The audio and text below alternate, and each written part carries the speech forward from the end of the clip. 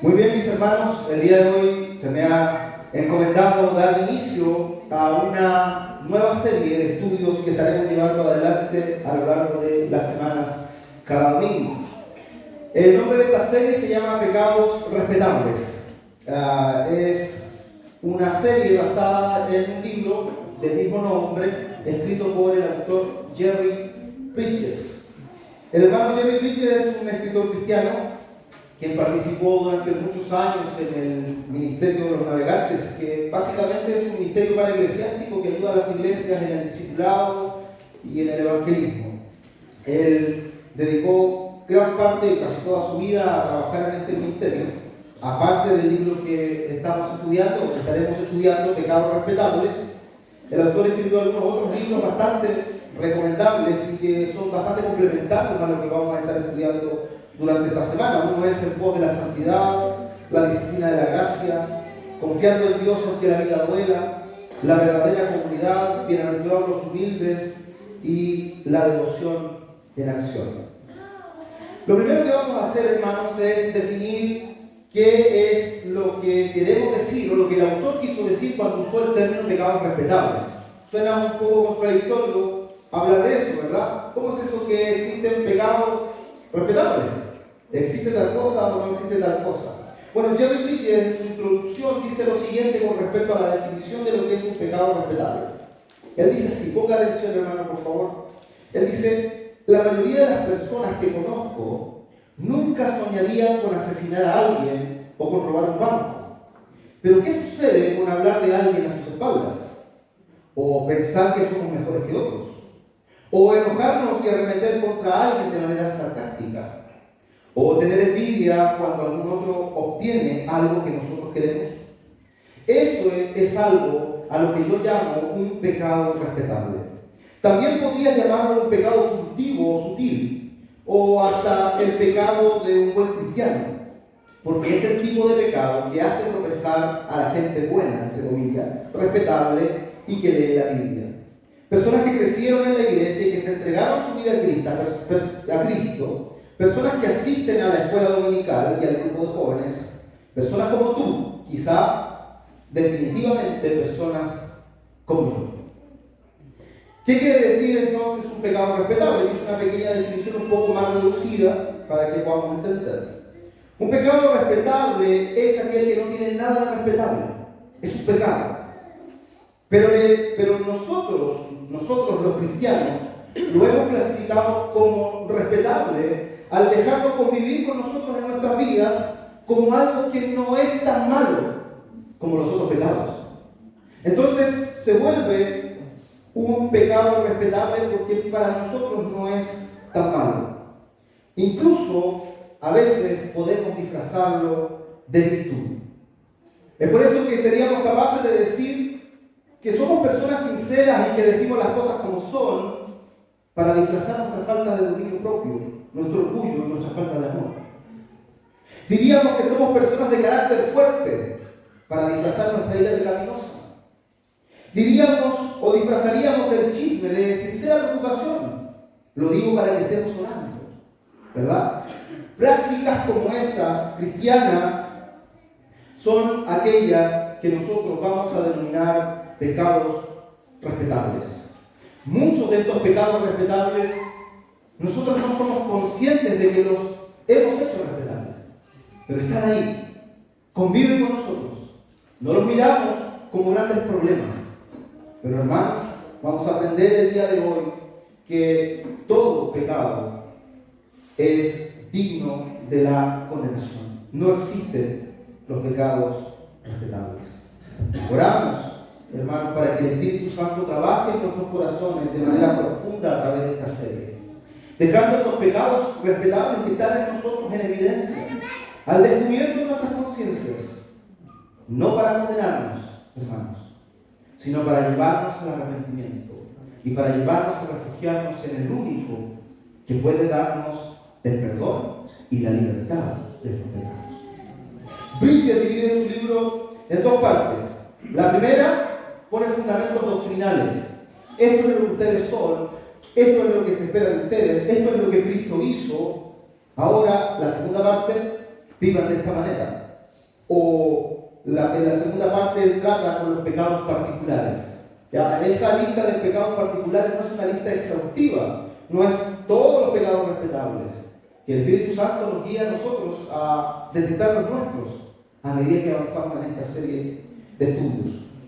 La estructura de Bridges sigue la misma lógica que las cartas paulinas en las Escrituras. Pablo tenía la práctica en sus cartas de decir: esto es lo que Cristo ha hecho por ustedes en los capítulos. Esto es lo que Cristo ha hecho por ustedes. Esto es lo que ustedes son. Esto es lo que Dios ha hecho por ustedes. Entonces, segunda parte de sus cartas, vivan de esta manera. Por ejemplo, el libro de Romanos, los primeros 11 capítulos, el apóstol Pablo nos da doctrina sólida. Los hombres amaron más la mentira y reemplazaron la verdad por la mentira. Todos han pecado y todos están destituidos de la gloria de Dios. He aquí se ha manifestado ahora, aparte de la ley, la justicia de Dios en Cristo Jesús. Doctrina, esto es lo que Dios ha hecho, esto es lo que Cristo ha hecho por ustedes. Capítulo 12 de la carta a los Romanos comienza: os ruego, por las misericordias de Dios, que os presentéis vuestros cuerpos en sacrificio vivo. ¿Por qué? Por las misericordias de Dios. ¿Cuáles misericordias de Dios?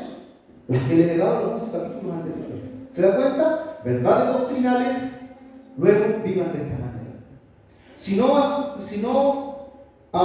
sostenemos verdades doctrinales, razones por las cuales debemos hacer ciertas cosas, entonces podemos caer fácilmente en un legalismo o en una falsa religiosidad. Vivimos de cierta manera, el Señor demanda que vivamos de cierta manera porque Él ha hecho ciertas cosas en nosotros. Lo mismo hace en el libro de Efesios, los 3 primeros capítulos habla acerca de las maravillas que Dios ha hecho a través de Jesucristo. Bendito sea Dios y Padre nuestro Señor Jesucristo, que nos bendijo con toda bendición espiritual en los lugares celestiales en Cristo Jesús. Y luego da una serie, una lista de bendiciones que hemos recibido del Señor Jesucristo. Cómo hemos sido salvos por gracia, cómo antes estábamos alejados de los pactos, de la nacionalidad de Israel, cómo estábamos ajenos de Dios, para luego decirnos: ahora quiero que vivan conforme al llamamiento, de una manera digna del llamamiento, de la vocación que les he entregado. Y luego de eso parte diciendo: esposos, amen a sus esposas como Cristo con la iglesia. Mujeres, sujétense a sus maridos. Esa práctica no está sustentada en la nada, está sustentada en verdades doctrinales, sólidas. Y esto es lo que Jerry Bridges hizo en su libro. El día de hoy vamos a tomar la primera parte. Vamos a hablar de la primera sección, de los primeros 6 capítulos, la primera sección doctrinal de verdades acerca de lo que somos en Cristo, de lo que Cristo ha hecho por nosotros, y vamos a dividirla en 2 puntos principales. Primero vamos a decir que somos santos, y luego vamos a decir que somos pecadores. ¿Ya? Así se llama la primera sección de Jerry Bridges: santos y pecadores. Entonces vamos con lo primero. La palabra de Dios dice, vamos a 1 Corintios capítulo 1, versículo 1 al 2. Acompáñenme por favor en este primer texto.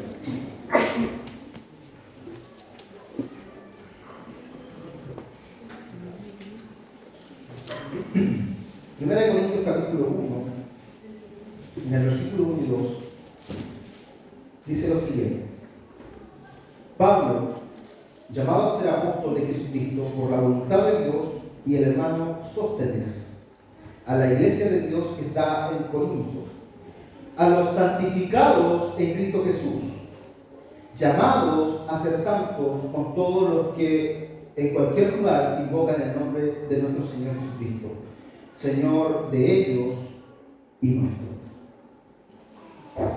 ¿Cómo llamaría usted a una iglesia que está llena de pleitos, que hay personas en medio de la congregación que se emborrachan con la cena, que hay un miembro dentro de la congregación que tiene una relación amorosa con la esposa de su padre, con su madrastra, y la iglesia no hace nada? Los hermanos tienen conflictos y resuelven sus conflictos en los tribunales paganos. No lo resuelven entre ellos ni por medio de la iglesia, sino van a los Si una vez pagamos, hay orgullo entre ellos, jactancia con respecto a los dones espirituales. Yo soy más espiritual que tú, yo hablo más lenguas que tú, mira cuántas lenguas hablo, mira la profecía, yo soy mejor que tú. Problemas doctrinales serios con respecto a la resurrección, con respecto a la relación del hombre con la mujer, entre otros pecados. ¿Cómo llamaríamos a una iglesia con esas características? Sinceramente, posiblemente una falsa iglesia, una iglesia mundana, entre otras cosas, ¿verdad? Pero difícilmente nosotros diríamos que esa es una iglesia santa, o que los que son parte de esa iglesia son santos. Pero miren cómo comienza Pablo escribiéndole a esta iglesia, la iglesia de Corinto. La iglesia llena de pecados, llena de problemas serios. Y Pablo comienza llamándole a los santificados, a los hechos santos, llamados a ser santos. Solo quiero que consideremos una cosa así entre paréntesis, hermanos. Esto no es, porque algunas veces pasa que hay iglesias que comienzan a usar la iglesia de Corintios como una especie de licencia para que las iglesias puedan vivir de cualquier forma y decir, bueno, ellos son nuestros hermanos a pesar de que viven de manera contrarias a la verdad bíblica. Pero tenemos que considerar que esta es una iglesia bajo supervisión apostólica. Esta es una iglesia que fundó Pablo, que estaba bajo la supervisión de Pablo. Es parte de las primeras iglesias gentiles que se estaban formando. Y además tenemos que considerar que Pablo en la carta exhorta a estos hermanos a tratar con sus pecados. ¿Ya? No se puede ser iglesia del Señor y vivir como el mundo. La iglesia es una iglesia llamada a ser santa. Por lo tanto, no podemos pensar que esto es una licencia para la iglesia. ¿Ya? Que quisiera solamente que consideremos eso una especie de paréntesis solamente. Pero en el contexto de Pablo, Pablo llama a estos hermanos santificados, a los hechos santos en Cristo Jesús. Y esta es la forma en la que Pablo escribió a gran parte de las iglesias. Filipenses capítulo 1, versículo 1 dice: Pablo y Timoteo, siervos de Jesucristo, a todos los santos en Cristo Jesús. Colosenses capítulo 1, versículo 1 al 2 dice: Pablo, apóstol de Jesucristo por la voluntad de Dios, y el hermano Timoteo a los santos. A veces nos parece que el denominarnos santos por causa de nuestro entendimiento sobre los santos, ¿verdad?, nos cuesta pensar en nosotros como santos. De hecho, lo primero que viene a nuestra mente, no sé si a la suya, pero lo primero que viene a mi mente cuando alguien dice que es un santo es las imágenes de la Iglesia Católica Apostólica Romana. Esos santos vienen a mi mente cuando escucho la palabra santo. Ellos creen en los santos, decimos cuando hablamos a veces acerca de los católicos romanos. Nos cuesta porque a veces pensamos en la palabra santo como una persona seria, aburrida, el pastor Suquel Michelet siempre utiliza el término una persona matagoso, ¿verdad? Que está ahí atento a ver quién se está riendo demasiado para decirle que se calme un poquito, porque no es digno de un santo. No es eso lo que la palabra de Dios quiere decir cuando hablamos santo, pero esas son las imágenes que a veces vienen a nuestra mente y nos cuesta considerarnos santos. Pero debemos entender que todo verdadero creyente, que todo aquel que está en Jesús y solo por el hecho de estar en Jesús, unido a Él, es un santo. Es un santo. Si usted es un creyente en Jesucristo, si usted ha venido en arrepentimiento y fe a Jesús y está unido a Jesús, entonces usted es un santo. Aunque no lo parezcamos, pero somos santos en Cristo Jesús. No en nosotros, no en nuestras obras, no en nuestras capacidades o nuestros logros, sino en los logros de Jesús. Cuando un creyente viene al arrepentimiento y fe, de manera automática e inmediata se transforma en un santo. Note que la palabra que Pablo está usando para decirle a los corintios, a los santificados, es un verbo. Es un verbo que está en voz pasiva. ¿Qué quiere decir esto en palabras sencillas, hermanos? Que los sujetos no hicieron nada ni lograron nada para ser santos, sino que son receptores, son pasivos, reciben algo. La condición de santificado no es algo que los corintios ganaron por ellos mismos, es algo que recibieron de parte de Dios. santificados. ¿Por quién? Por Dios, por el Señor. No por ellos mismos, no por sus obras, sino por el Señor. Para poder entender qué es lo que significa ser santo, debemos entender también lo que significa la palabra griega que está allí, que es hagios o hagios, que podría traducirse como apartados, puestos aparte o separados. Algunos ejemplos bíblicos nos podrían ayudar a entender esto. Primero, Génesis capítulo 2, versículo 3 dice que Dios santificó el séptimo día. Pregunto, ¿había algo en el séptimo día especial en sí mismo? No había nada especial en el séptimo día en sí mismo. Podía haber sido el primero, el segundo, el tercero.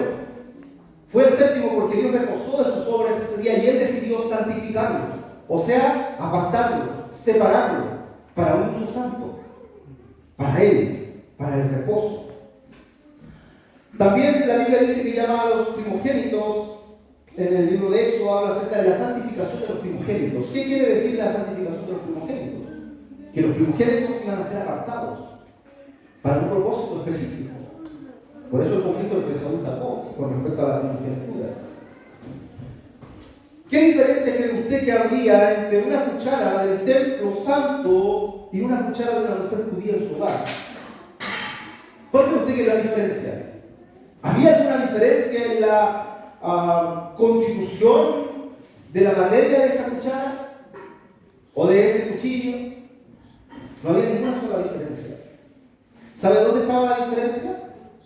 Que una era de uso común y la otra había sido apartada para uso santo, para Dios. Ese es el sentido. Tú y yo, usted y yo, fuimos trasladados de un lugar donde estábamos y fuimos apartados por la pura gracia de Dios y puestos en otro lugar, o sea, apartados, separados para Dios, para Él. Primera de Pedro, capítulo 2, versículo 9, dice: mas vosotros sois linaje escogido, real sacerdocio, nación santa, pueblo adquirido por Dios, para que anunciéis las virtudes de aquel que os llamó. ¿De dónde? De las tinieblas a su luz admirable. Una separación, un traslado de un lugar a otro. Eso es lo que Cristo hizo con nosotros. Colosenses 1:13 dice: el cual nos ha librado de la potestad de las tinieblas y trasladado del reino al reino de su amado Hijo. Otra vez un traslado de las tinieblas al reino de su amado Hijo. Hechos 26:18 dice: para que abra sus ojos, para que se conviertan de las tinieblas, otra vez, a la luz, de la potestad de Satanás, del dominio de Satanás, a Dios, para que reciban por la fe que es en mí perdón de pecados y herencia con los santificados. Primera de Corintios 6:20, porque habéis sido comprados por precio, glorificad pues a Dios en vuestro cuerpo y en vuestro espíritu, los cuales son de Dios. Fuimos separados de las tinieblas, de la muerte, de la esclavitud, del pecado de Satanás, y fuimos rescatados, separados por el precio glorioso de la sangre de nuestro Señor Jesucristo. Para Él. Para Él. Santos. Bridges dice lo siguiente en el libro: no nos hacemos santos por nuestras acciones. Hermanos, si usted quiere agradar a Dios o quiere ser más acepto delante de Dios por sus propias obras, usted está equivocando el camino. Usted no necesita hacer buenas obras para agradar más a Dios o para hacerse más justo delante de Dios, porque las buenas obras en realidad sí agradan a Dios. Pero nosotros no nos hacemos santos por nuestras acciones. Somos hechos santos, dice Bridges, por la acción sobrenatural e inmediata del Espíritu Santo, que realiza este cambio en lo profundo de nuestro ser interior. De hecho, en realidad nos convertimos en nuevas creaciones en Cristo. Trasladados, cambiados para Dios. Ezequiel capítulo 36, versículo 26, nos revela lo que sucede en el preciso momento de nuestra conversión. Esta es la promesa del nuevo pacto. Todos aquellos que estén en Jesús, esto es lo que ha sucedido en su ser. Os daré corazón nuevo. Pondré espíritu nuevo dentro de vosotros y quitaré de vuestra carne el corazón de piedra y os daré un corazón de carne. Dice que Dios lo logró en nosotros. Esta es una promesa, una profecía, ¿verdad? Antes de la venida de nuestro Señor Jesucristo. Nosotros ya hemos experimentado esta verdad. El Señor dijo que nos daría un nuevo corazón. Él cambió nuestro corazón, quitó el corazón de piedra, nos puso un corazón de carne, dice la Escritura, puso su espíritu en nosotros, puso su ley en nosotros para que andemos en ellas. Hubo un cambio en nosotros, un cambio sobrenatural en nuestras vidas. Ya no somos lo que éramos antes. Somos una nueva creación, una nueva criatura. Las cosas viejas pasaron, todas han sido hechas nuevas. Somos santos. Somos santos. Tú eres un santo. Ahora inmediatamente debe estar haciendo la pregunta a nosotros. Pero, hermano Gabriel, si somos santos, ¿por qué existe esta discrepancia entre lo que la Biblia dice con respecto a quién soy, que soy un santo, y lo que experimento todos los días? ¿Por qué existe esta discrepancia? Porque si somos santos, tenemos que reconocer que pecamos, ¿verdad? Amén. Y eso es lo que nos lleva a nuestro segundo punto. Somos santos, pero también somos pecadores. Martín Lutero decía en latín, el cristiano, hablando principalmente acerca de la justificación, él decía, el cristiano es, lo voy a decir en latín y después se lo voy a decir en español. Él decía, simul justus et peccatore. Simultáneamente, a la misma vez, justo y pecador. Justo y pecador. Eso es lo que somos. Hermanos, aunque el Espíritu de Dios ha hecho una obra milagrosa y transformadora en el corazón de cada creyente, esto no significa que el creyente ya no peca. Todos podemos reconocer esta verdad. Solo mirar nuestra vida podemos reconocer con claridad. Seguimos pecando. Seguimos pecando. Primera de Juan 1:8 dice que si decimos que no tenemos pecado, nos engañamos a nosotros mismos y la verdad no está en nosotros. Somos pecadores. Pecamos cada día en pensamiento, en palabras, en acción. Aún nuestras mejores obras están manchadas con motivaciones impuras.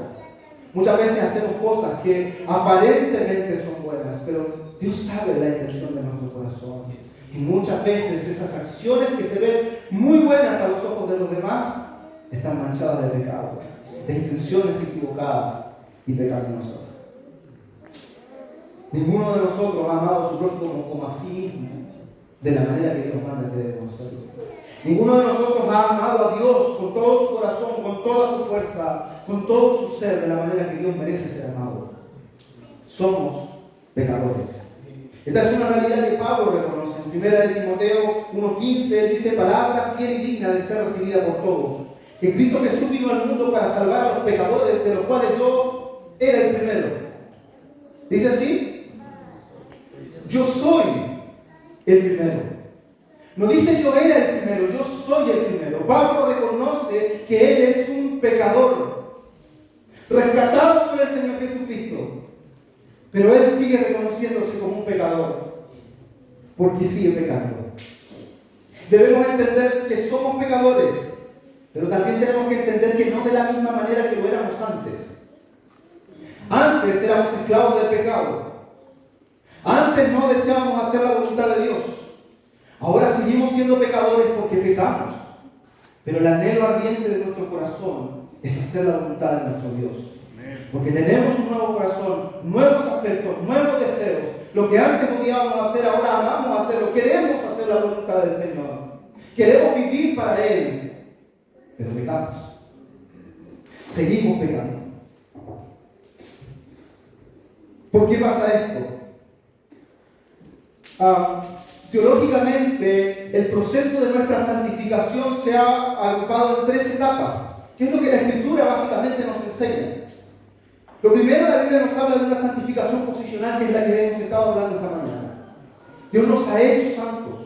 Somos santos, legal, formalmente hemos sido hechos santos. Dios nos apartó para Él, nos santificó para Él.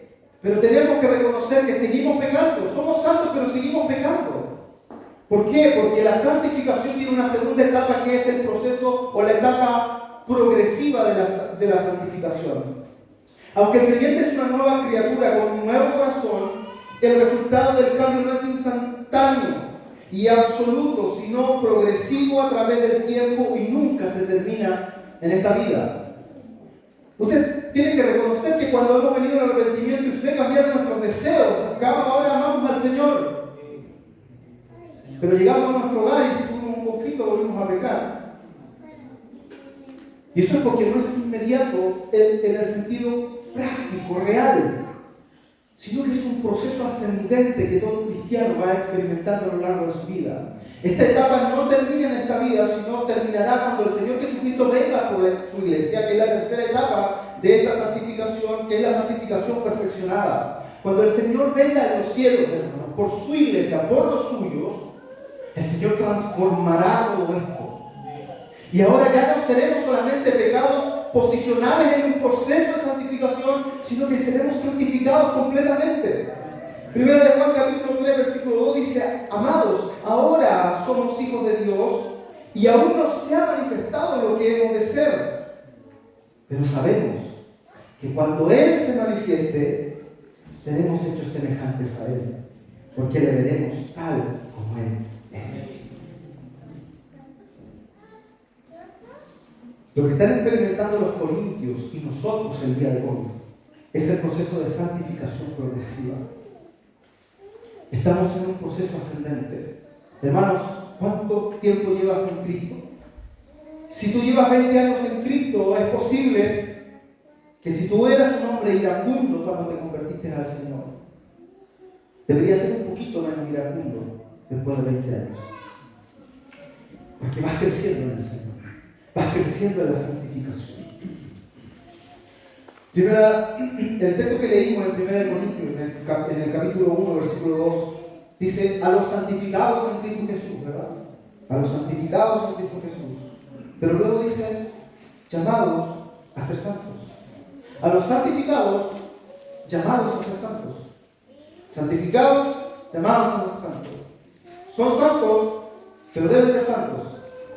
Santificación posicional, santificación progresiva. Somos santos, tenemos un nuevo corazón, amamos al Señor, queremos hacer su voluntad, pero tenemos una batalla con el pecado. El grito del apóstol Pablo en Romanos capítulo 7, o los dos gritos que debemos escuchar en este texto, es los siguientes. Miren lo que dice Romanos capítulo 7, versículo 15 al 25.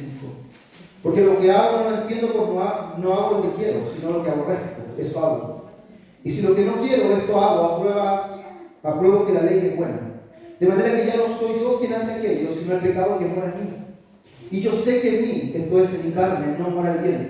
Porque el querer el bien está en mí, pero no el hacerlo. Porque no hago el bien que quiero, sino el mal que no quiero, eso hago. Y si hago lo que no quiero, ya no lo hago yo, sino el pecado que mora en mí. Así que queriendo yo hacer el bien, hago esta ley, que el mal está en mí. Porque según el hombre interior, dice, ¿qué haces? Me deleito en la ley de Dios.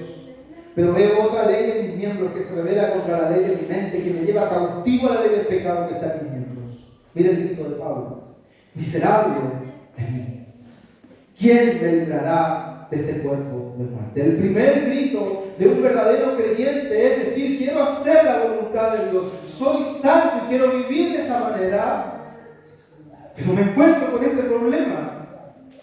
Sigo pecando, quiero hacer lo mejor que puedo, pero me enfrento a una situación y frente a esa situación reacciono de la manera equivocada, de manera pecaminosa. Miserable de mí. Ese es el grito y el clamor de toda persona que ha sido santificada. ¿Quién me librará de este cuerpo de muerte? Pero el segundo grito del apóstol Pablo en el versículo 25 es: gracias doy a mi Dios por Jesucristo, Señor nuestro. Así que yo mismo con la mente sirvo a la ley de Dios, mas con la carne a la ley del pecado. Gracias doy a Dios por Jesucristo, nuestro Señor. Porque la única esperanza frente a esta batalla, a esta realidad, que somos santos por un lado, llamados a ser santos, a vivir en santidad, pecamos cada vez, la única esperanza que tenemos frente a nuestro pecado es Jesucristo. Y sigue siendo Jesucristo. Lo fue al inicio de nuestra salvación y lo seguirá siendo a lo largo de toda nuestra vida. Lo necesitamos a Él, necesitamos su Evangelio, necesitamos su gracia, una y otra vez. Hay una guerra entre la carne y el espíritu todos los días en el corazón del cristiano. Y debemos irnos despojando, como dice la Escritura, de este viejo hombre que todavía permanece en nosotros. Residuos de este viejo hombre. Hemos sido hechos nueva criatura, pero todavía hay residuos del viejo hombre, de nuestra antigua naturaleza que batallan contra nosotros. Debemos tomar las armas que el Señor mismo nos proveyó para nuestro crecimiento. Ya somos santos. Ahora debemos tomar la posesión de esta promesa. Hermanos, ¿recuerda usted la historia de Israel? ¿Cómo el Señor prometió la tierra de Canaán para su pueblo? El Señor les dijo: esta tierra es suya, yo se la doy. Moisés mandó 2 espías a ver esta tierra que Dios le había prometido. ¿Y con qué se encontraron? Con tierra habitada, hombres grandes. ¿Qué vamos a hacer? Nos van a comer, dijeron. Nos van a matar, dijeron 10. Otros 2 dijeron: vamos, esa es la tierra que el Señor nos ha dado. Tenemos que poseerla. Esa misma figura es la que pasa con nuestra santificación. Dios nos ha hecho santos. Dios nos ha dado todo lo necesario para la vida y la piedad. Dios nos ha hecho santos en Jesucristo. Tenemos las armas y las herramientas para ser santos como Él nos demanda ser santos. Debemos tomar las armas de Dios y ir tras nuestro pecado y matar a nuestro pecado. John Owen decía: mata tu pecado o tu pecado te va a matar a ti. Esa es la batalla del cristiano. Ahora, Jerry Bridges en su libro dice algo interesante, hermanos. Algo interesante que necesitamos pensar. Nosotros necesitamos, para poder llevar adelante este proceso de santificación, de enfrentar el pecado frente a la realidad de que somos santos, tenemos que tener un correcto concepto de lo que es el pecado y relacionarnos correctamente con él. Lamentablemente, en la época que vivimos, la idea del pecado ha ido desapareciendo o se ha ido redefiniendo la idea del pecado. En la sociedad, hablar de pecado, usted habla de pecado y las personas piensan que usted viene del tiempo de las cavernas, ¿verdad? La idea del pecado en nuestra sociedad, el día de hoy, es algo que produce burlas, risas, no es algo que las personas entiendan ni quieran creer. Pero eso es entendible, ¿verdad? El mundo, los hombres, no quieren ver esta verdad y no les interesa, y es entendible que eso sea así. El problema y lo lamentable es que esta misma realidad está pasando en la iglesia. Las iglesias están abandonando la idea o el concepto del pecado. Muchas iglesias han suavizado el pecado. Ya no se habla de pecado. Ahora se llama error. Fue un error. Ya no se habla de adulterio, fue un desliz. Se suaviza, se minimiza el pecado con el propósito de no ofender la conciencia de las personas, de los creyentes. Muchas veces de líderes incautos que lo que quieren es mantener su estatus, mantener buenos diezmos y buenas ofrendas, que no se les vaya a las personas, mantener números, mantener una gran cantidad de personas, porque si hablamos duro contra el pecado, si hablamos con las cosas como deben ser, muchas veces las personas se irán, las personas se enojarán, pero es lo que el Señor nos ha mandado a hacer. Muchas veces también se habla de pecado en la iglesia, se habla de pecado, pero no en relación a nosotros, sino en relación a los de afuera. Los pecados escandalosos de la sociedad, homosexualismo, aborto, todos se paran contra eso y dicen: eso es pecado, la homosexualidad es un pecado, el aborto es un pecado, la falta de integridad de los políticos es un pecado. Y con eso es fácil para los creyentes hablar de pecado, pero ellos son pecadores, no nosotros. Creo que muchos mucho de ese problema se debe a que no tenemos una medida clara acerca de lo que es la santidad. ¿Cuál es la medida de la santidad? ¿Qué es lo que queremos decir cuando decimos que debemos ser santificados, que debemos ser hechos santos? Muchas veces no sabemos a dónde llegar.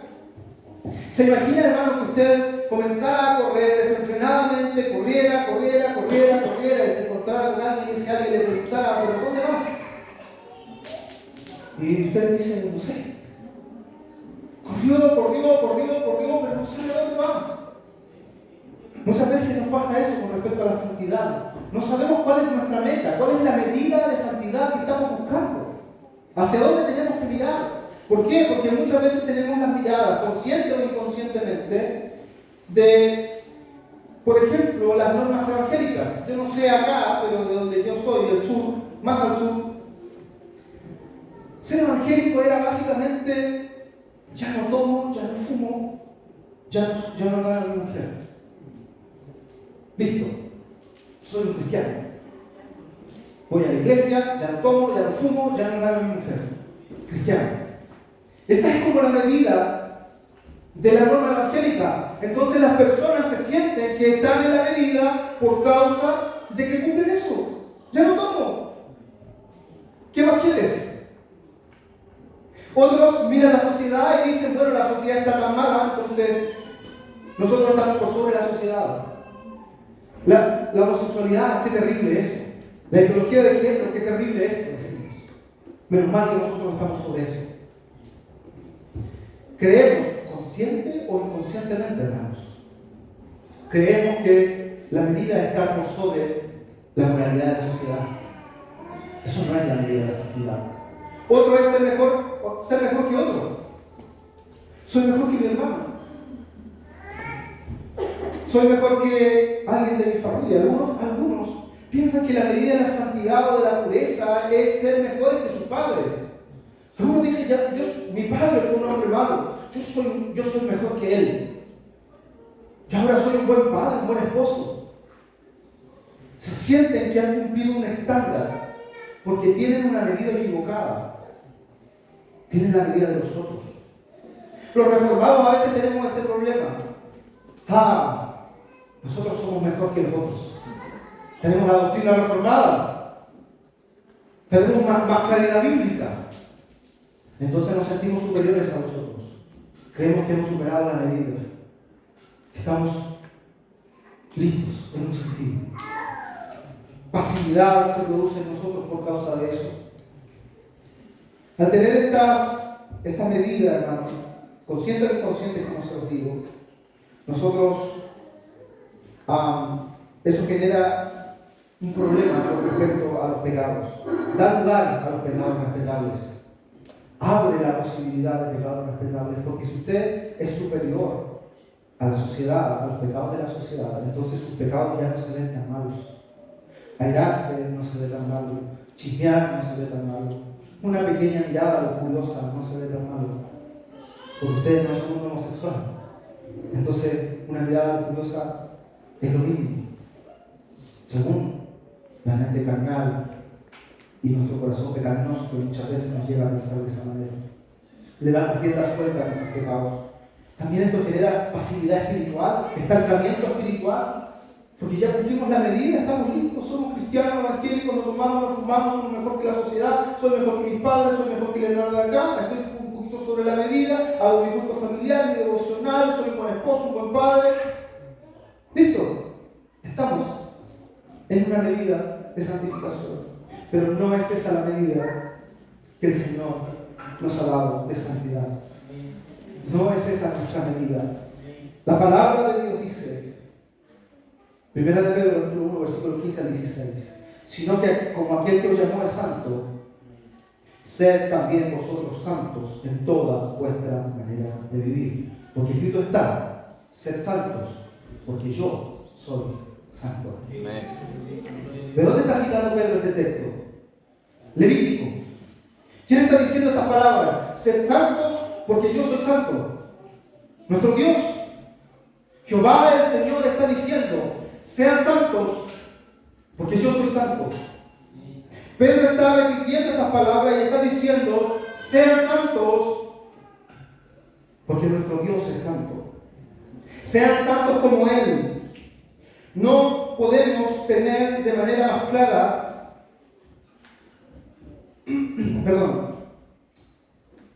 Dios es la medida, hermanos. El llamado de la santidad, de ser santos, es ser como Dios. Esa es la medida. No es la sociedad, no es tu hermano, no es tu familia, es Dios.